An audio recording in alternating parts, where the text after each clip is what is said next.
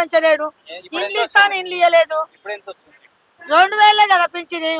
మా ఆయన చచ్చిపోతే ఇచ్చిన అది కూడా. అట్లా కాదమ్మా, ఇప్పుడు ఎంత పెంచుతున్నాడు? 4000 పెంచుతున్నాడు కదా, 4016 రూపాయలు. ఇప్పుడు పెంచే సంవత్సరం దాటుతుంది, ఇది వరదాకా పెంచలేడు.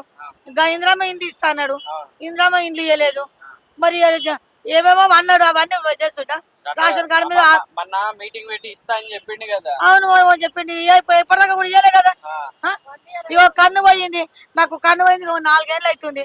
దీని సర్టిఫికెట్ ఇవ్వమంటే మేము ఇవ్వాలి, రేపు ఇవ్వం, వచ్చేది లేదని అంటున్నారు. మరి ఎట్లా బతకాలా చెప్పు? నాకు కొడుకులు బిడ్డలు ఎవరు లేరు, చెప్పు మరి ఎట్లా బతకాలి? మా బిడ్డ చచ్చిపోయింది, మా అల్లుడు చచ్చిపోయాడు, వాళ్ళ 3 పిల్లలు ఉన్నారు. ఆ పిల్లలకి ఇల్లు లేదు, ముంగిల్లు లేదు. ఏమి ఎట్లా? ఫ్రీ బస్ ఇస్తుండే కదా, ఫ్రీ బస్ తీసేయాలి. ఫ్రీ బస్ పాడగాలి, అందరు కొట్టుకున్నాడు సీట్ల గురించి. టికెట్ ఉంటేనే నిమ్మలం ఉండే. ఇంత ఉపకారం అనే పైసలు తక్కువ వేసి టికెట్ పెట్టేది ఉండే కదా. మరి ఏంటి ఫ్రీ బస్ ఏంటి పాడగానే ఒకటే లోన్లు పంచాలి, ఏడుకోకుండా రాకుండా. మా చేతగానే ఏడుకొస్తాం చెప్పు. అన్ని అడిగినా ఇప్పుడు ఈ నెల 7 తారీఖు ఇస్తాను చెప్పింది. ఇప్పటిదాకా అప్లికేషన్ పెట్టినావా నువ్వు?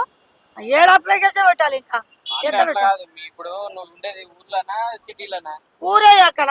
అడగాలి కదా, మీ ఊర్లో అడుగుతూనే కదా. మా ఊర్లో ఎవరు మంచోడు లేడు, అందరు అసలు ఒట్టు పూట కాలే ఇంటి అందరు దూబడుతుంటారు.